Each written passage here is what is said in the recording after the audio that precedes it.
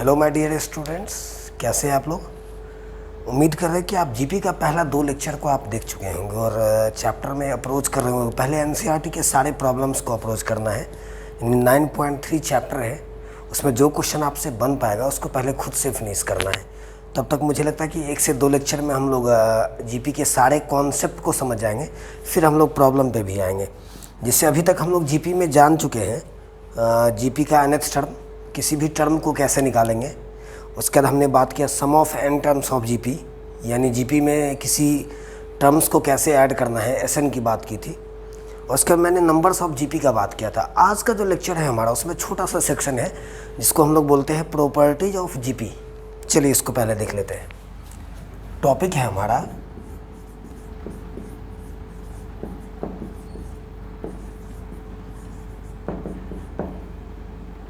Properties of GP.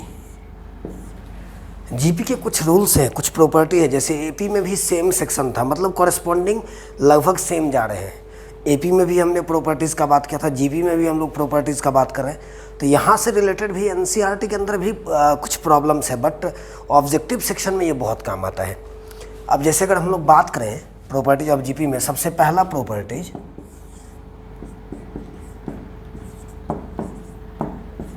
If ABC are in GP,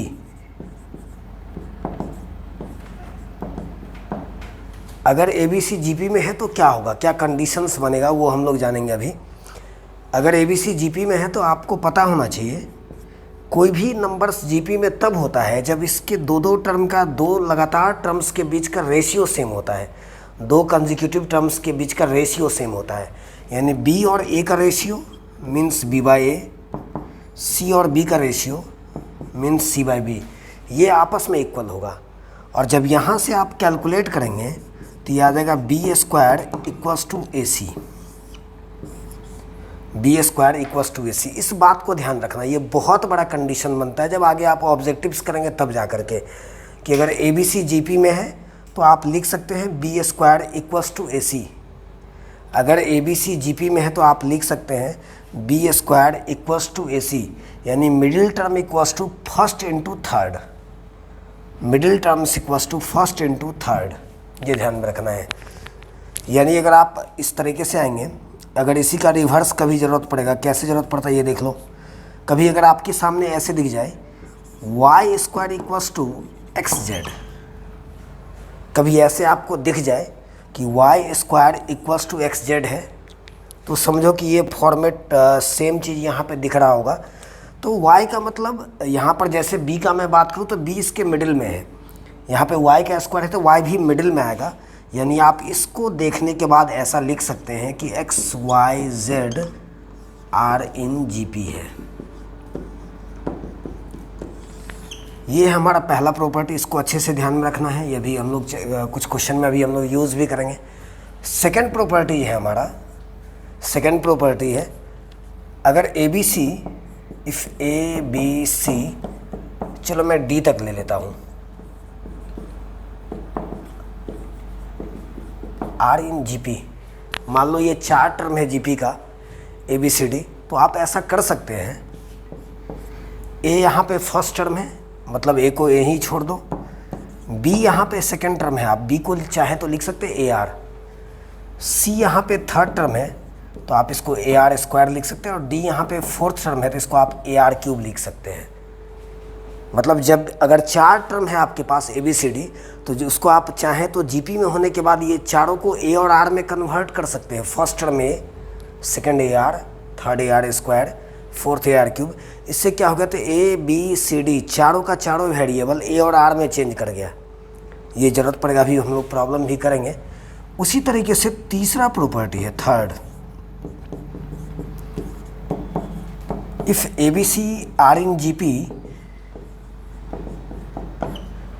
if ABC are in GP, अगर ABC GP में है then यहाँ से 2 result है बेटा। पहला रिजल्ट A मान लेता हूँ, सेकंड B है। AP में भी हमने बताया था कि जब आप किसी AP के सीक्वेंस में सेम नंबर को हर जगह ऐड करेंगे, सब्सट्रैक्ट करेंगे, मल्टीप्लाई करेंगे, डिवाइड करेंगे। 5वां लेक्चर जीपी का AP का देखना है हमें कि किसी AP में अगर सेम नंबर को हर जगह ऐड कर दो, सेम नंबर से हर जगह सब्सट्रैक्ट कर दो, मल्टीप्लाई कर दो, डिवाइड कर दो, उसके बाद रिजल्टिंग सीक्वेंस एपी में होता था। यहाँ पे मात्र दो प्रॉपर्टी है कि अगर एबीसी अगर जीपी में है ना, एबीसी अगर जीपी में है, अगर आप इन तीनों टर्म को, इस तीनों टर्म को अगर आप सेम टर्म से मल्टीप्लाई कर दो, जैसे अगर मैं के से मल्टीप्लाई कर दूँ, ए के, बी के, सी के, उसके बाद भी ये जीपी रहेगा, है ना। अगर सेम नंबर से डिवाइड भी कर दो, ए बाई के, बी बाई के, सी बाई के, उसके बाद भी ये जीपी रहेगा। बस यहाँ एक कंडीशन है कि के कभी ज़ीरो के इक्वल नहीं हो सकता है, क्योंकि आप डिवाइड तो जीरो से कर ही नहीं सकते, ये तो पता है हमें कि कभी किसी नंबर्स को जीरो से डिवाइड करेंगे तो वो अनडिफाइंड हो जाएगा, और मल्टीप्लाई भी नहीं कर सकते, क्योंकि अगर जीरो से मल्टीप्लाई कर देंगे तो ये सब जीरो जीरो जीरो हो जाएगा, जीरो जीरो जीरो। और जब सारा का सारा टर्म जीरो हो जाएगा तो एक बहुत स्पेशल पॉइंट है कि जीपी का कोई भी टर्म जीरो होना ही नहीं चाहिए। कारण आप रेशियो पता करोगे, अगर मान लो सारा टर्म जीरो है, जीरो जीरो जीरो, आप रेशियो निकालोगे, और रेशियो के लिए हमें second term by first term करना पड़ता था, जीरो बाय जीरो करना पड़ेगा, जीरो से डिवाइड नहीं हो सकता है, ये ध्यान में रखेंगे। तो ये दो तीन प्रॉपर्टी है। पहला कि अगर A B C ji P में है तो B square equals to A C, आप डायरेक्ट इस स्टेप से यहाँ पे आएंगे, यानी मिडिल टर्म का square equals to first into third होता है। और इसी का रिवर्स हमने देखा भी है कि अगर Y square equals to X Z है तो आप लिख सकते हैं कि X Y Z G P में है। सेकेंड, अगर A B C D G P में है तो ए फर्स्ट टर्म है, बी सेकेंड यानी ए आर लिख सकते हैं, C third, A R square लिख सकते हैं, D fourth, A R cube लिख सकते हैं। और थर्ड प्रॉपर्टी है कि किसी भी जीपी में सेम नंबर से मल्टीप्लाई करो, डिवाइड करो हर जगह प्रत्येक टर्म में, उसके बाद रिजल्टिंग सीक्वेंस भी जीपी में रहेगा। आप प्रैक्टिकली किसी न्यूमेरिकल एग्जांपल को देख सकते हैं, पहले इसको नोट कर लिए, इसका देखते आगे हम लोग।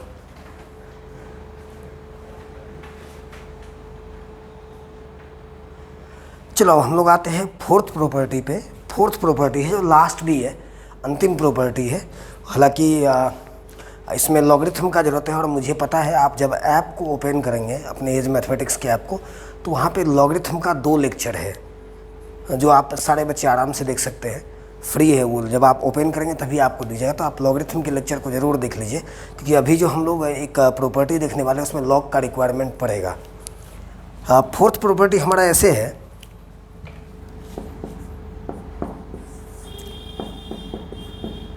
If A B C are in G P, अगर A B C ji P में है और साथ में इसमें कंडीशन है कि ए बी सी तीनों जीरो से बड़ा होना चाहिए, मतलब ए बी सी तीनों पॉजिटिव होना चाहिए, ए बी सी तीनों टर्म पॉजिटिव होना चाहिए, तीनों प्लस प्लस प्लस में होना चाहिए, माइनस में नहीं कोई होना चाहिए। ए बी सी तीनों पॉजिटिव है, ध्यान में रखेंगे, जीरो से बड़ा मीन्स पॉजिटिव, +4, 8, 16 इस तरह से। अगर A B C ji P में है then log A, log B, log C are in AP। कई बार IIT डायरेक्ट इस प्रॉपर्टी पे डायरेक्ट प्रॉब्लम पूछ चुका है, जेई मेन का क्वेश्चन कई सारा रह चुका है इस पर, इसलिए ये प्रॉपर्टी काफ़ी इंपॉर्टेंट है, खास के ऑब्जेक्टिव सेक्शन के लिए, कि अगर ABC अगर GP में है और जब तीनों अगर पॉजिटिव है, सारे टर्म्स अगर पॉजिटिव है, अगर आप उसमें लॉग लगा देंगे तो वो AP में आ जाएगा, आर इन AP एंड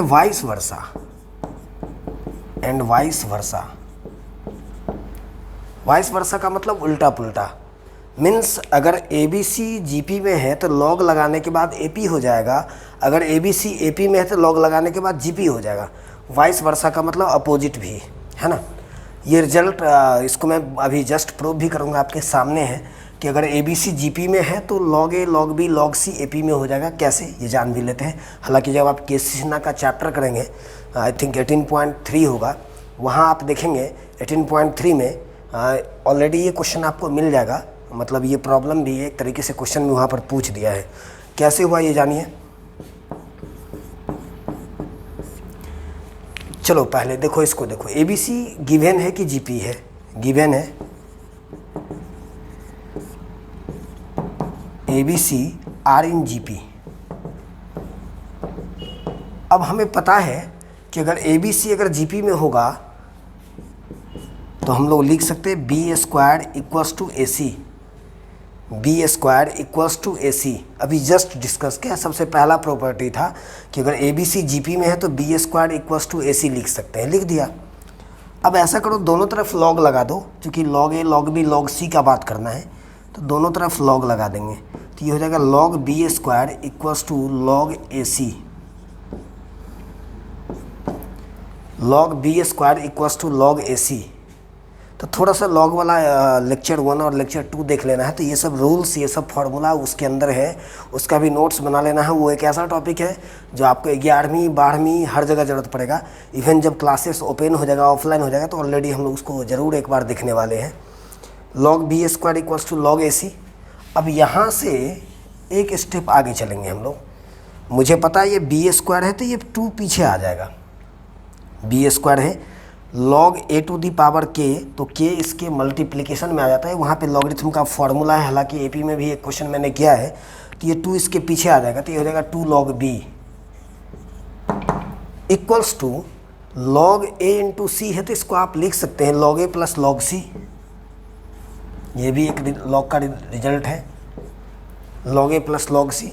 अब आप 2 को नीचे ट्रांसफ़र कर दो, तो ये हो जाएगा log B equals to log A plus log C upon 2। 2 को नीचे लेके आ गए। और पता है ये एपी का कंडीशन है, आपने पढ़ा है, एक बार इस चीज़ को उलट के देखना। एपी वाला रिजल्ट जो है ना, लेक्चर 5 है एपी का, कि अगर ए बी सी एपी में होता है, आर इन एपी, तो B equals to A plus C by 2 लिख सकते हैं। मतलब जब आप डिफरेंस इक्वल करेंगे तो ये रिजल्ट लिखेंगे आप b equals to A plus C by 2। यहाँ भी सेम फॉर्मेट है, log b equals to log a plus log c by 2। log b equals to, जैसे यहाँ पर b है तो यहाँ log b है, यहाँ पर a है तो log a है।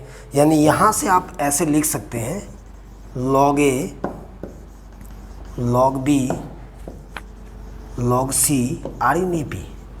यही बात तो प्रूफ करना था। हालांकि कई सारा ऑब्जेक्टिव्स इसके ऊपर बन जाएगा, मतलब कंपटीशन सेक्शन की बात करेंगे तो बहुत सारा ऑब्जेक्टिव्स पे बनना है। अगर कोई भी टर्म जीपी में है बस पॉजिटिव होना चाहिए। पॉजिटिव क्यों होना चाहिए? क्योंकि जब आप लॉग लगाते हैं इसमें तो लॉग का ये ऑर्डर हो जाता है। ABC यहाँ पे लॉग का ऑर्डर है, मैंने डिस्कस किया लॉगरिथम वाले लेक्चर में।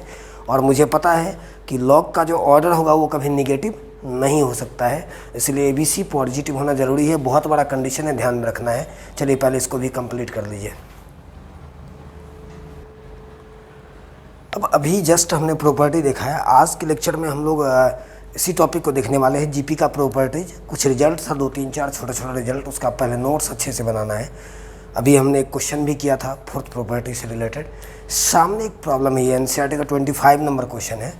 बोला अगर A B C D 4 numbers GP में है तो आपको एक रिजल्ट वेरीफाई करना है, प्रूफ करना है, सो दैट करना है A square plus B square plus C square into B square plus C square plus D square equals to हो जाएगा AB plus BC plus CD का होल स्क्वायर, है ना। अभी वाले जस्ट अभी जो मैंने कॉन्सेप्ट डिस्कस किया उसी पे ये प्रॉपर्टी पे ये सब प्रॉब्लम है। आप पहले खुद से भी ट्राई करेंगे, बट देख लीजिए इसके प्रोसेस को कैसे जाना है। अब आपको पता है कि 4 नंबर जीपी में है, क्या सब ABCD। तो A को कुछ नहीं करना है, B को आप चाहे तो ले सकते हैं AR, C को चाहे तो आप लिख सकते हैं AR स्क्वायर, D को चाहे तो आप लिख सकते हैं AR क्यूब, है ना। इस तरीके से ये 4 नंबर है आपके पास।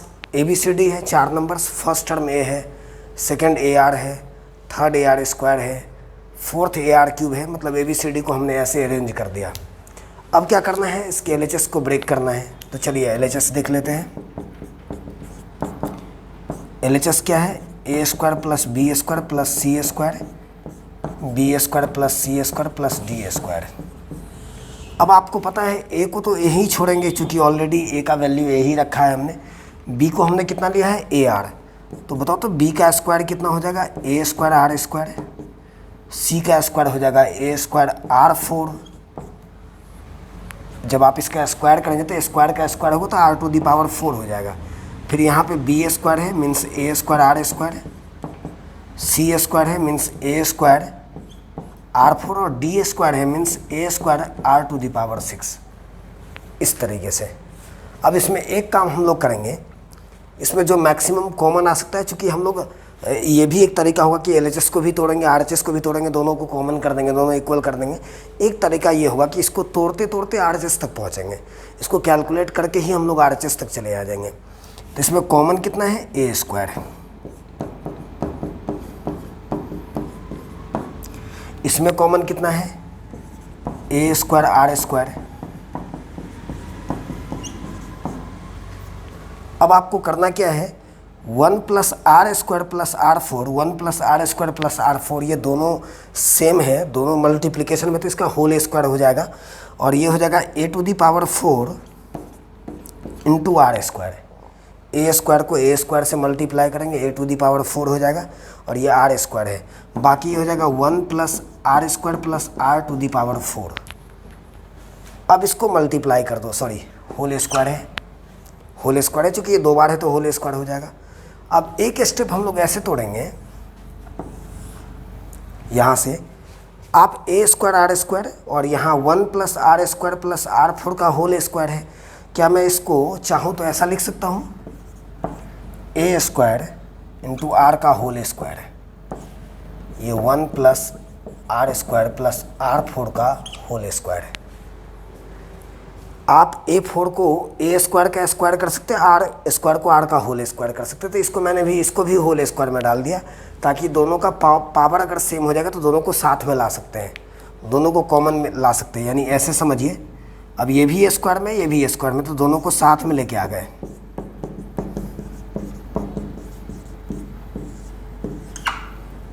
है ना, क्योंकि यहाँ पर होल स्क्वायर बनाना भी है, थोड़ा सा RHS को भी टारगेट करते चले जाएंगे।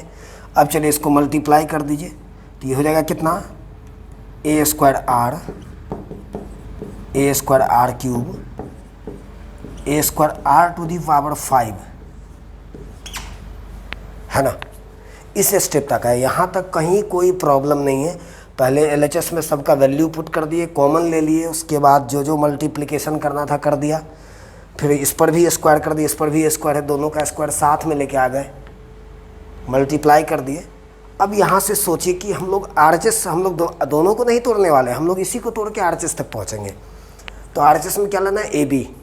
तो क्या मैं इसको ए स्क्वायर आर को मैं ए इंटू ए आर कर सकता हूँ, इजली आप कर सकते हैं, कोई दिक्कत नहीं।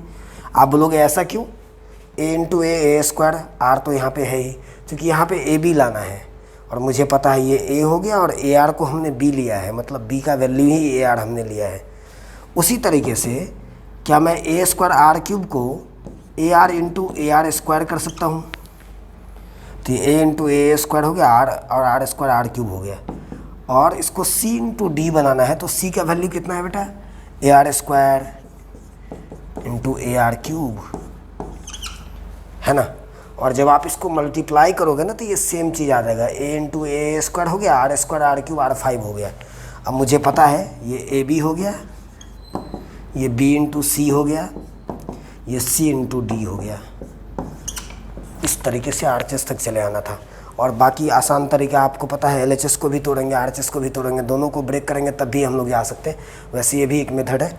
आज का लेक्चर इसी छोटे लेक्चर्स के साथ एंड करेंगे। आप पहले प्रॉपर्टीज ऑफ GP का सारा नोट्स बनाइए, एक आध क्वेश्चन चैप्टर में होगा, एग्जाम्पल में उसको देखना है।